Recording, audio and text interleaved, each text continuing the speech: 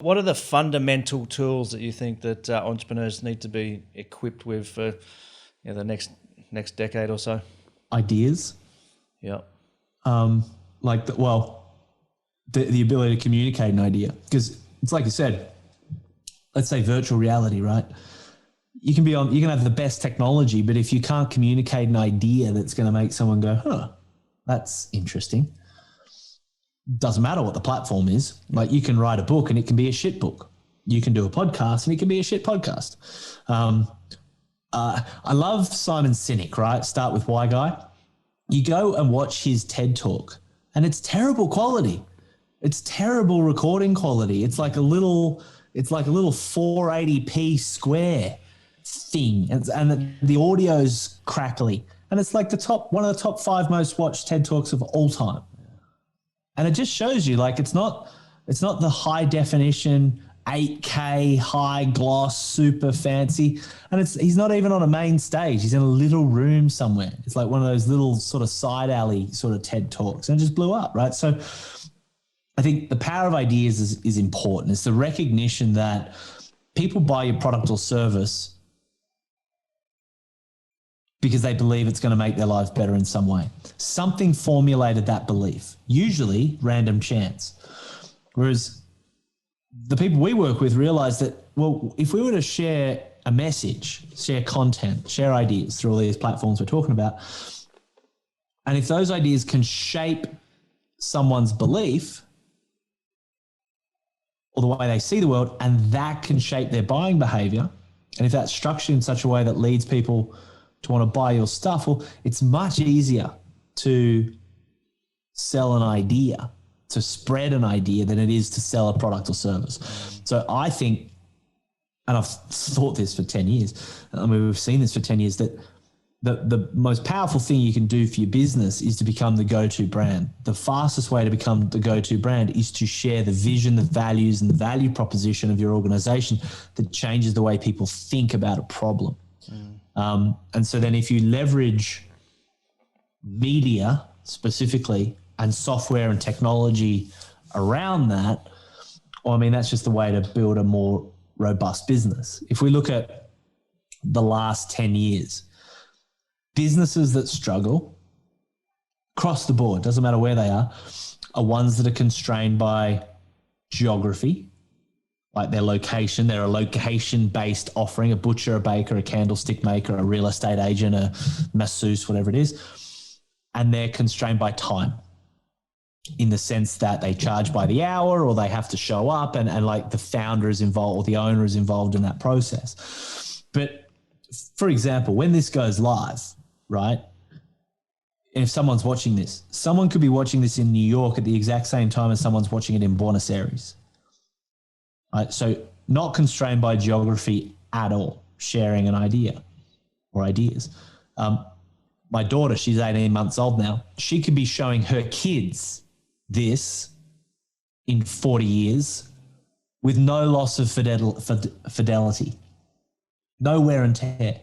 There's not many things you can produce in your business that are instantly available everywhere for all time, with no loss, no requirement of maintenance, no wear and tear, for free.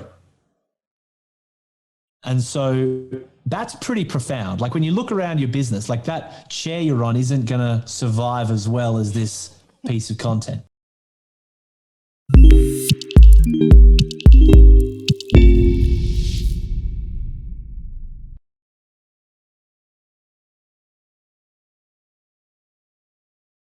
Between 3 and 15 million in revenue is something called the desert. And that's where the business basically has to double 3 times. And in doing so, everything breaks. Culture breaks, systems break, infrastructure. All of a sudden, the founder is pulled out of their skill set.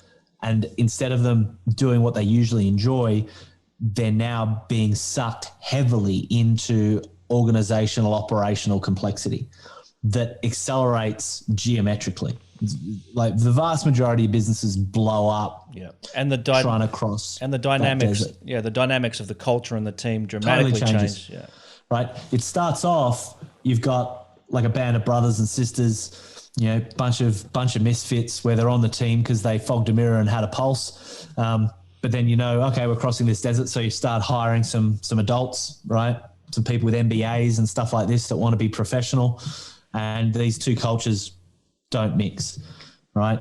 You end up with knowing everybody on a first name basis to all of a sudden there's people on the team, you know, that you didn't quite know were there or what are they doing and what's happening. And, you know, all of a sudden Julie's having sex with Joni or Johnny. And, you know, there's, you know, issues there and you've got to put a lock on the stationery cupboard and like everything changes. Plus the brand has to totally, like once you cross the desert, your business is completely unrecognizable from when it started. And usually for the founder, it's not fun anymore. They've got sucked out of their strength and into operational noise, which is why most don't get across there and blow up. And I think the reason why, if entrepreneurs were going to do that, they would have the view probably to exit. You know, they've already been through the pain. Why not push through some more pain, build it big and do a big exit? Yeah, it's a nice dream. Yeah. Right? Look, it's execution is everything, right? I mean, why not? Like, fantastic. If you can do it, do it.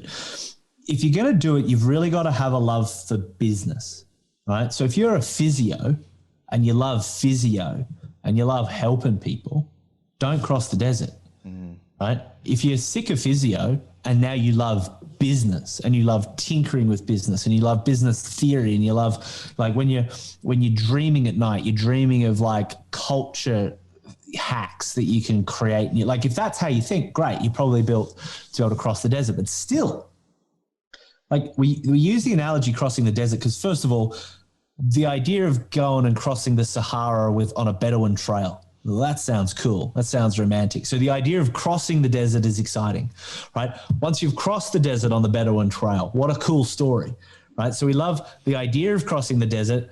And once you've crossed the desert, it's cool to be on the other side of the desert, but no one likes being in the middle of the desert. It's a goddamn desert. And so our recommendation is, first of all, if you can't get to the point where you've got a circa $3 million business that's highly profitable with a great team, you know, and you are the key person of influence. So you can attract opportunity, you can attract media, you can attract talent, you can attract funding.